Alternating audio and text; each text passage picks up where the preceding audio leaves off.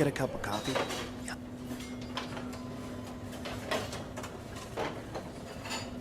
How are you? Thank you.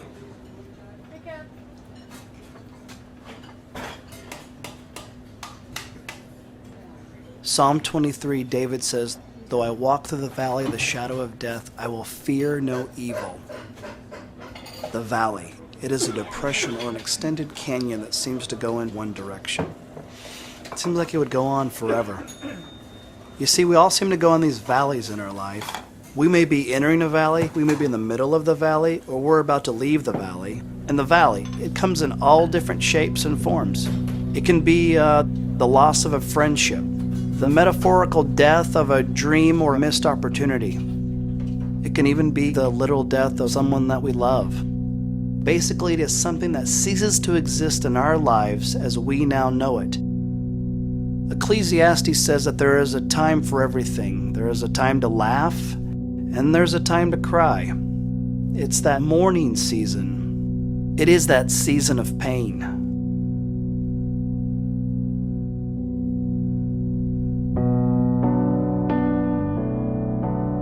Everyone hurts at some point.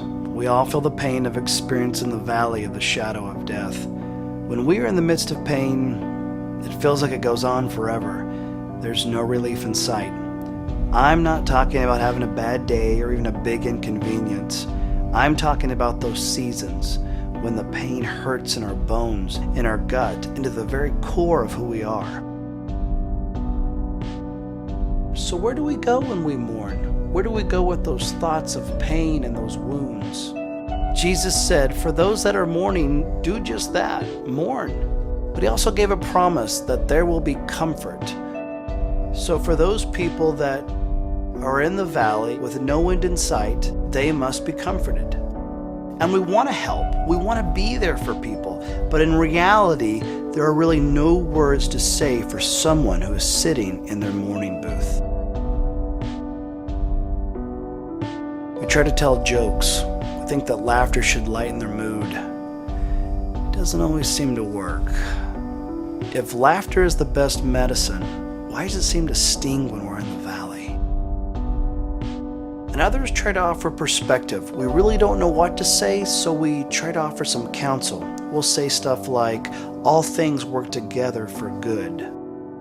It's true, but the timing may be a little off. Sometimes we find ourselves trying to comfort someone we really love. We say it's time to move on, to rise above it, to get over it, that there's a life still to live. But if we were to really look at them, we'd see their pain. For those of us who can't see the pain, we leave, we exit. We cannot sit in the mourning booth any longer. We cannot stay in the valley.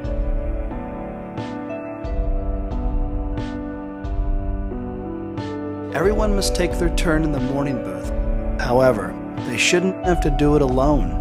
Paul calls out the cry for the followers of Jesus, mourn with those who mourn, carry one another's burdens. We must get in close proximity of the person in pain. Never underestimate the power of your presence. When a person is seated in their mourning booth, there is something eternal and gently and quietly taking a seat next to the wounded. St. Francis said, share Jesus with others, and if you have to, use words. You see, you don't have to use words at all. It can make all the difference in the world when someone is willing to sit and share in the pain, the sorrow, and the hurt. It is a holy response.